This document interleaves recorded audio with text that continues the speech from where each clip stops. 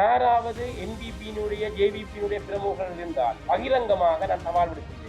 இந்த விடயங்கள் தொடர்பாக பகிரங்கமாக ஊடகங்களுக்கு முன்னால் விவாதிக்கிறதுக்கு தயாராக இருக்கிறார். முதுகெலும்பில் இருந்தால் அவர்கள் இந்த ஊடகங்களுக்கு முன்னால் எங்களோட விவாதிக்க வேண்டும். நாங்கள் அவர்களுக்கு தகுந்த மாதிரி இந்த பிரஜாசக்தி தொடர்பான விளக்கங்களையும் இந்த பிரச்சனைகளையும் தர தயாராக இருக்கிறோம்.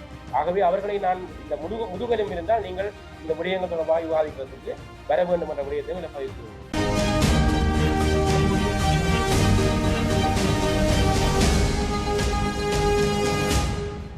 அனைவருக்கும் வணக்கம். இன்றைய தினம் இந்த ஊடக சந்திப்பை நடத்துவதனுடைய நோக்கம் இன்றுமில்லாதவாறு ஜேவிபியினுடைய அல்லது என்பிபியினுடைய இந்த மோசமான அரசியல் செயற்பாடுகளை ஊடகங்கள் வாயிலாக வெளிக்கொண்டு வருவதுதான் நோக்கம். கடந்த கால அரசாங்கத்தை குற்றம் சாட்டி ஆட்சிவிடமறிய இந்த என்பிபி குறிப்பாக தற்போதைய ஆட்சியில் இருக்கிற இந்த அரசாங்கம் மிக மோசமான அரசியலை ஒவ்வொரு இடங்களிலும் செயற்படுத்தி வருகின்றது.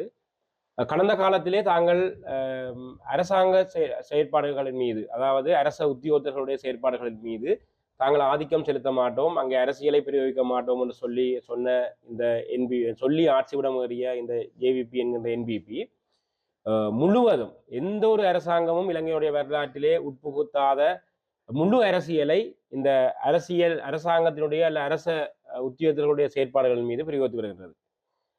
அது கட்டுமான பணிகளாக இருக்கலாம், அல்லது அபிவிருத்தி திட்டங்களாக இருக்கலாம், அல்லது முன்கொண்டு செல்லப்படுகின்ற எந்த விடயங்களாக இருந்தாலும் அதுல இந்த ஜேவிபியினுடைய அரசியல் முழுவதும் அங்கே நிறைந்து காணப்படுகின்றது. குறிப்பாக இந்த ஜேவிபி என்று சொல்லப்படுகின்ற என்பிபி அரசாங்கத்தினால் இந்த 2025ஆம் ஆண்டு பிரஜா சக்தி என்று சொல்லப்படுகின்ற கிராம மட்டத்திலே வறுமை ஒழிப்பை நோக்கமாக கொண்டு அல்லது கிராம மட்டத்தினுடைய அபிவிருத்தியை நோக்கமாக கொண்டு ஒரு திட்டம் ஒன்றை முன்மொழிவு செய்யப்பட்டிருந்தது. அதனுடைய சுற்றறிக்கைகள் கூட வெளிவந்திருந்தது. கடந்த அரசாங்கங்களை சுட்டிக்காட்டி கடந்த அரசாங்கங்கள் செய்யாத தாங்கள் நேர்மையானவர்கள், நீதியானவர்கள், பாகுபாடு இல்லாதவர்கள், எல்லா மக்களையும் சமத்துவமாக மதிக்கக்கூடியவர்கள் என்று சொல்லி இன்றைக்கு வாய்ச்சவடால் விட்டு வருகின்ற இந்த ஜேவிபி என்கின்ற இந்த என்பிபி அரசாங்கம் இந்த பிரஜா சக்தி என்று சொல்லப்படுகின்ற அது தேசிய மக்கள் சக்தியினுடைய குழு, பிரஜா சக்தி குழு அல்ல, அது தேசிய மக்கள் சக்தியினுடைய குழு என்று தான் சொல்லலாம். கிராம மட்டத்திலே அவர்கள் உருவாக்கி வருகின்ற அல்லது உருவாக்கியுள்ள இந்த குழு முற்றுமுழுதாக அரசியல் நோக்கத்துக்காக, தங்களுடைய அரசியல் நகர்வுகளுக்காக செயற்படுத்தப்பட்ட ஒரு குழு. உண்மையிலே இந்த கடந்த கால அரசாங்கங்களை விமர்சித்து வருவதானால் கடந்த கால அரசாங்கங்களிலே இந்த சுற்றறிக்கைகளை போல, இங்கே என்னுடைய கையில 2 சுற்றறிக்கைகள் இருக்கின்றது, இந்த 2 சுற்றறிக்கைகளை போல பல கவர்ச்சிகரமான வார்த்தைகள், கவர்ச்சிகரமான விடயங்கள், மக்களை வளப்படுத்துகின்ற பல செயற்திட்டங்கள் முன்மொழியப்பட்டிருந்தது. நான் ஒரு அபிவிருத்தி அலுவலராக கிராம மட்டத்திலே கடமையாற்றி இருக்கின்றேன். அந்த அடிப்படையிலே நீண்ட காலம் கடமையாற்றி இருக்கிறேன். ஒவ்வொரு காலகட்டத்திலேயும் அனுப்பப்பட்ட சுற்றுரூபங்கள், ஒவ்வொரு அரசாங்கத்தால் நடைபெற்ற சுற்றுரூபங்கள் தோல்வியுற்றதுக்குரிய பிரதான காரணம் அங்கே முழுவதுமான அரசியல் தலையீடு அல்ல அரசியல் பிரசன்னம். அதைவிட மோசமான அரசியலை தான் மற்றவர்களை குற்றஞ்சாட்டி வந்த இந்த ஜேவிபி என்கின்ற என்பிபி செயற்படுத்தி வருகின்றது எங்களுடைய பிரதான குற்றச்சாட்டாக இருக்கின்றது. குறிப்பாக இந்த பிரஜா சக்தி என்கின்ற கிராம மட்டத்திலே தெரிவு செய்யப்படுகின்ற இந்த அமைப்பினுடைய தலைவரை நேரடியாக ஒரு மாவட்ட அபிவிருத்தி குழுவுடைய தலைவருடைய சிபாரிசின் பேர்ல தான் அந்த ஒவ்வொரு கிராம மட்டத்தில் இருக்கிற கிராம சிவர்பில் இருக்கிற தலைவர் தெரிவு செய்யப்படுகின்றார். ஒரு கிராமத்திலே ஒரு அபிவிருத்தி நடக்க வேண்டுமாக இருந்தால், கிராமத்திலே திட்டங்கள் வகுக்கப்பட வேண்டுமாக இருந்தால், அல்லது வறுமை ஒழிக்கக்கூடிய மூலோபாயங்கள் வகுக்கப்பட வேண்டுமாக இருந்தால் உண்மையிலே அங்கே கிராமத்திலே இருந்துதான் ஒரு தெரிவு இடம்பெற வேண்டும். ஆனால் மாறாக இந்த பிரஜா சக்தி குழுவினுடைய தலைவராக இருப்பவர் ஜேவிபிக்கு என்பிபிக்கு நோட்டீஸ் ஒட்டினவராகவும் கடந்த காலங்களில் தேர்தல் பிரச்சாரத்துக்கு சென்றவர்களாகவும் இருக்கின்றார் ஒழிய அவர்களுக்கு சரியான கல்வித்தகம் இருக்கின்றதா அல்லது கல்வித்தகமையை தாண்டி கிராமத்தை வழிநடத்தக்கூடிய ஆற்றல் ஆளுமை தொடர்பாளத்துடன் தலைமைத்துவம் இருக்கின்றார் சொன்னால் ஒரு துளியளவும் இல்லாதவர்கள் தான் இன்றைக்கு அந்த கிராம மட்டத்திலே நியமிக்கப்பட்டிருக்கின்றார்கள். இதிலிருந்து எந்த ஒரு விடயத்தையும் முன்னேற்றகரமான செயற்பாட்டையும் இந்த அரசாங்கத்தால் செயற்படுத்த முடியாது என்பதுதான் எங்களுடைய கருத்து. உண்மையிலே ஒரு கிராமத்தில இருந்து அபிவிருத்திகளை நோக்கி முன்னேற வேண்டுமாக இருந்தால் கிராமத்திலே தான் அந்த தெரிவுகள் இடம்பெற வேண்டும். பகிரங்கமாக கிராம அலுவலர் பிரிவிலே ஒரு தலைவரை தெரிவு செய்ய வேண்டுமாக இருந்தால் அந்த கிராமத்திலே கூட்டங்களை நடத்தி அந்த கூட்டங்களூடாக மக்களுடைய அபிப்பிராயத்தின் அடிப்படையிலே ஒரு அனுபவம் வாய்ந்தவர் அல்லது கிராமத்தில் ஊடாடக்கூடியவர் சமூக செயற்பாட சமூகத்தில் செயற்பட்டு வருபவர்கள் போன்றவர்களை தான் தெரிவு செய்ய வேண்டும். ஆனால் எந்த ஒரு அடிப்படை அறிவும் இல்லாமல் எந்த சமூகத்திலே ஊடாடுற திறனோ எந்த ஒரு தகமையும் இல்லாதவர்களை தலைவராக தெரிவு செய்து கொண்டு பட்டதாரிகளாக நியமிக்கப்பட்ட அபிவிருத்தி உத்தியோகத்தர்களை சமூக வலுவூட்டல் உத்தியோகத்தர்கள் என்ற ஒரு பதவியிலே அவர்களை செயலாளராக நியமித்துக் கொண்டுதான் இந்த கட்டமைப்பு பார்க்கப்பட்டிருக்கின்றது. இந்த இடத்திலே இந்த சுற்றுநிருபம் சொல்லுகின்ற விடயங்களை பார்த்தால் இதை தெளிவாக ஒரு சர்வ வல்லமை படைத்தவராக தலைவர் காணப்படுகின்றார். ஒரு பெம்மையாக இந்த 3 குழு உருவாக்கப்படுகின்றது. இந்த குழுவை பற்றி சொல்ல வேண்டுமாக இருந்தால் அதுல 3 குழுல வந்து சமூக அபிவிருத்தி செயற்குழு என்று சொல்லி ஒன்றை கொண்டு வருகின்றார்கள். இது 5 பேர் கொண்ட ஒரு குழு. இதுலதான் தலைவர் நேரடியாக அரசாங்கத்தால் தெரிவு செய்யப்படுவதாகவும் செயலாளர் பதவி வழியாக அந்த கிராம சேவையினுடைய அபிவிருத்தி உத்தியோகத்தராகவும் உறுப்பினர்களாக பதவி வழியாக கிராம சேவகர் சமுத்தி உத்தியோகத்தர் இன்னும் யாரோ ஒருவரை உள்வாங்குகின்ற பதவி வழியான 5 உறுப்பினர்கள் தெரிவு செய்யப்படுகின்றார்கள். சமூக பிரதிநிதித்துவ குழுவில் வந்து 10 தொடக்கம் 15 வரையான உறுப்பினர்கள் தெரிவு செய்யப்படுகின்றார்கள். அதைத்தான் இவர்கள் கிராமத்தில கொண்டு வந்து தெரிவு செய்கிறதுக்காக முனைகின்றார்கள். அதிலையும் சில இடங்கள்ல முற்று முழுதாக இந்த தலைவர் என்று சொல்லப்படுகின்ற கிராமத்திலே சிபார்சின் அடிப்படையில் தெரிவு செய்யப்படுகின்ற தலைவர் அந்த பட்டியலை கொண்டு போய் அபிவிருத்தி உத்தியோகத்திடம் கொடுக்கின்றார். நாங்கள் பட்டியலை வச்சுக்கிறோம், நீங்கள் இதை போட்டு இந்த நியமனத்தை கொடுங்கன்னு சொல்லி இந்த பத்திரத்தை நிரப்பி கொடுங்கன்னு சொல்லி. அப்ப அந்த இடங்கள்ல கூட மிக மோசமான அரசியலை இவர்கள் நகர்த்தி செல்கின்றார்கள். அதை விட ஒரு மூலோபாய குழு என்று சொல்லி ஒன்றை உருவாக்குகின்றார்கள். கிராமத்தில் நடக்கின்ற திட்டங்களை வகுத்தல், நிதிகளை சேகரித்தல், பல்வேறுபட்ட விடயங்களுக்கான ஆலோசனை கொடுக்கிறேன்னு சொல்லி ஒரு 5 பேர் கொண்ட குழுவை செயற்படுத்துவதாக இந்த சுற்றுநிருபம் சொல்லுகின்றது. அதிலையும் கிராமத்துக்கு வெளியே இருப்பவர்களையும் உள்வாங்கலாம் என்று சொல்லி தங்களுடைய சார்பானவர்களை கிராமத்துக்கு வெளியில நகர்ப்புறங்கள்ல போட்டித்தன்மைகள் இருக்கின்ற போது நகர்ப்புறத்துங்கள்ல வந்து தங்களுடைய அந்த குறிப்பிட்ட கிராம பிரிவில் நிரப்பப்பட முடியாதவர்களை வேற இடங்கள்ல இருந்து கொண்டு வந்து அவர்களையும் இந்த குழுவில உள்ளிருக்கின்ற செயற்பாடுகளை தங்களுடைய அரசியல் அழுத்தத்தின் நிமித்தம் அபிவிருத்தி உத்தியோகத்தை நோக்கி பிரயோகித்துக் கொண்டிருக்கின்றார்கள். இது ஒரு மோசமான ஒரு அரசியல் அதிகாரத்தை அரசு உத்தியோகத்தின் மீது பிரயோகிக்கின்ற செயற்பாடாக இருக்கின்றது. இவர்களுடைய விடயங்களிலே அந்த உண்மையில அதுல ஒரு பலமான நாடு பாதுகாப்பான வாழ்க்கை என்றதுதான் அவருடைய துணைப்பொருள். ஆனால் இங்கே நகைச்சுவை என்னன்னு சொன்னால் உண்மையில நாடு வளமாத்தான் இருக்கின்றது, நாட்டுல வாழக்கூடிய பாதுகாப்பான வாழ்க்கையும் வாழலாம். ஆனால் அரசாங்கத்தினுடைய இந்த அரசியல் மனநிலை மக்களை தவறாக வழிநடத்துகின்ற கிராமங்களில் தங்களுடைய அரசியலை தான் முன்மைப்படுத்த வேண்டும் என்ற சிந்தனை ஒரு காலமும் இந்த வளமான நாட்டுல பாதுகாப்பான வாழ்க்கையை மக்களுக்கு கொடுக்காது என்றதுதான் இந்த துணைப்பொருளாக இருக்கின்றது. குறிப்பாக மற்ற விடயங்களில் சொல்ல போனால் இதை நான் சொல்லலாம். இந்த 2.1 அவர்களுடைய சுற்றறிக்கையில 1.7 அதுல சொல்லப்படுற விடயத்தை நான் வாய்ச்சி காட்டலாம். சுதந்திரத்துக்கு பின்னர் நமது நாட்டில் பல்வேறு சமூக நலம்புரி நிகழ்ச்சி திட்டங்கள் மற்றும் பாதுகாப்பு நிகழ்ச்சி திட்டங்களை நடைமுறைப்படுத்தப்பட்டதுடன் தற்போதும் நடைமுறைப்படுத்தப்பட்டு வருகின்றன. அந்த நிகழ்ச்சி திட்டங்களை ஆராயும் போது அவை ஒன்றிணைந்த அணுகுமுறை மற்றும் செயலூக்கமான சமூக பங்கேற்பின்றி நடைமுறைப்படுத்தப்பட்டமை அவதானிக்கப்படுகின்றது. அதன்படி தற்போதுள்ள நிகழ்ச்சி திட்டங்களின் கீழ் பயனாளிகளை தேர்ந்தெடுப்பதில் உள்ள குறைபாடுகள் குறித்து சமூகத்தில் விமர்சனங்கள் நிலவுகின்றன. கடந்த அரசாங்கங்கள்ல நான் ஏற்கனவே சொன்னது போல பல சுற்றுநிருபங்கள் வந்தாலும் அது வெற்றியளிக்காம போனது காரணம் இவ்வாறான அரசியல் தலைவர்கள் தான். அந்த அரசியல் தலைவர்களால் தான் வந்து கிராமங்கள்ல கொண்டு வரப்பட்ட திட்டங்கள் அத்தனையும் தோற்று போனது. அதே போல ஒரு திட்டத்தை தான் கவர்ச்சிகரமான சுற்றுநிருபத்துடன் வருகின்ற இந்த ஜேவிபியினுடைய அல்லது என்பிபியினுடைய திட்டங்கள் சமூக மட்டத்திலே வெற்றி அளிக்காது. அதுக்கு காரணம் வந்து இந்த அரசியல் தலைவராக இருக்கின்றது. இவர்கள் அந்த பல விடயங்களை சொல்லி இருக்கின்றார்கள். அதுல எல்லா விடயங்களையும் சொல்லிவிட்டு இந்த சர்வ வல்லமை படைத்த தலைவரை பொம்மைகளாக நிர்வாகத்தையும் அதுல தலைவருக்கு தான் முழு அதிகாரத்தையும் வழங்குவதாகத்தான் அவர்களுடைய அந்த விடயங்கள் உள்ளிருக்கப்பட்டிருக்கின்றது. சமூக நீதி மற்றும் கோட்பாடுகள் என்ற விடயத்துல சமூக நீதி மற்றும் எவரையும் கைவிடாதிருத்தல் என்ற ஒரு விடயத்தை சொல்லியிருக்கிறோம். நேற்றைய தினம் உயிலங்குளம் பகுதியில மன்னார் மாவட்டத்தில மன்னார் பிரிய செயலாளர் பிரிவில உயிலங்குளம் கிராம பிரிவில் வந்து இந்த பிரஜா சக்தியினுடைய தெரிவு நடைபெற்றிருக்கின்றது.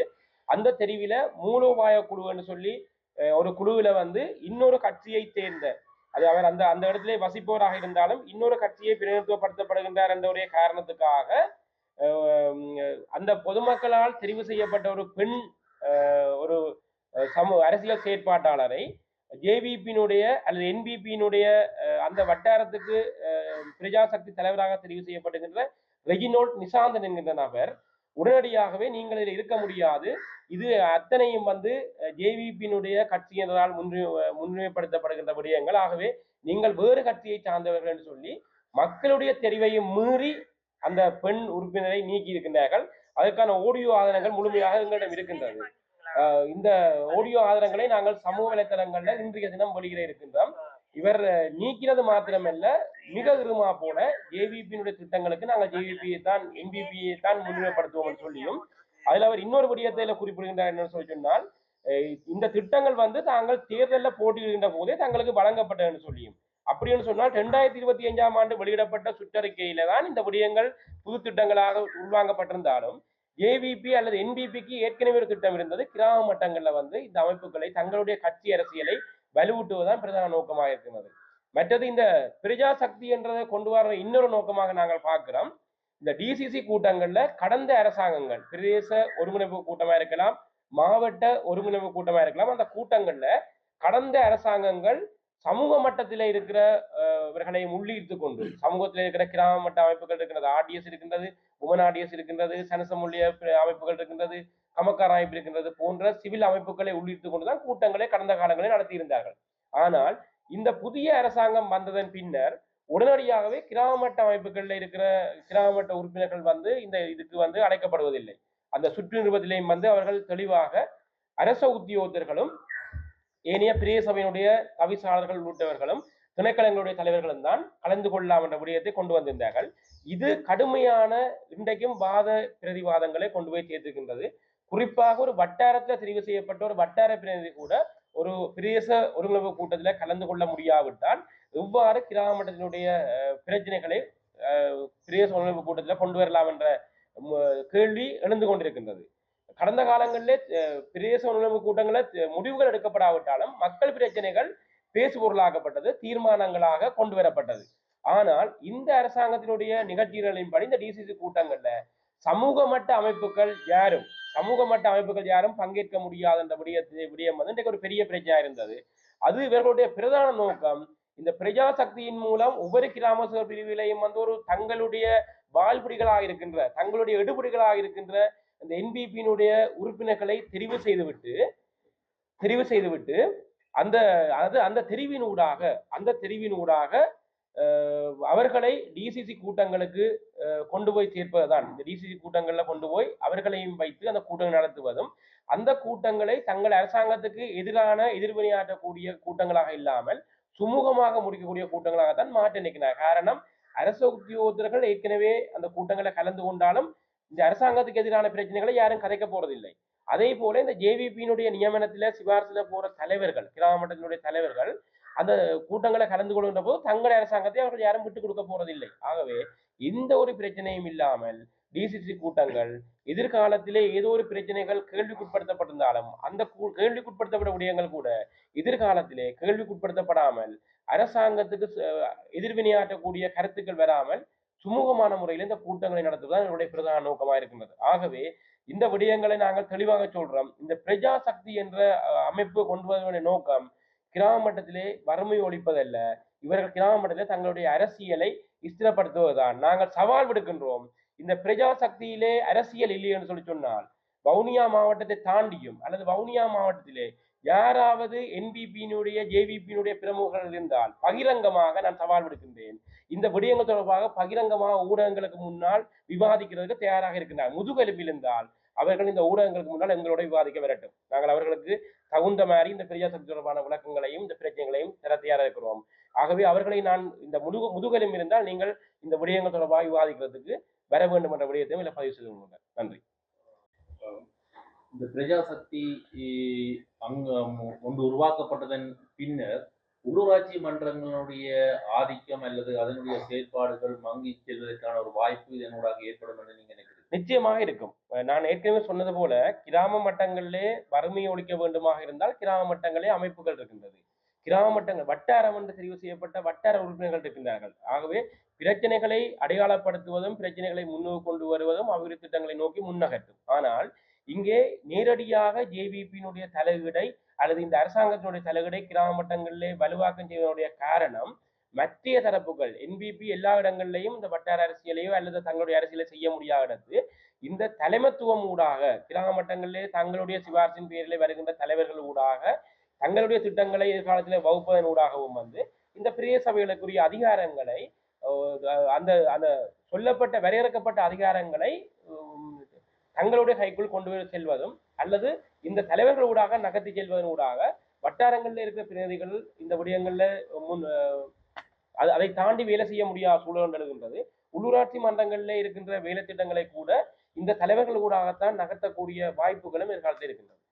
குறிப்பாக தலைவருக்கு தலைவர் அவருக்கு கீழ் உள்ள நிலைகள் தான் சமுத்தி உத்தியோகத்தர் மற்றும் கிராம சேவையாளர்கள் ஆகியோரும் இருப்பதன் காரணமாக அவர்களுடைய பதவி நிலை இப்போது ஒரு கேள்விக்குறியான நிலைமையாக மாறுவதற்கான வாய்ப்பு இருக்கு. நிச்சயமாக அரச உத்தியோகம் என்றது நான் ஏற்கனவே பதிவிட்டிருக்கின்றேன். கிராம சேவகர் ஒரு போட்டி பரீட்சை மூலம் தெரிவு செய்யப்படுகின்றார்.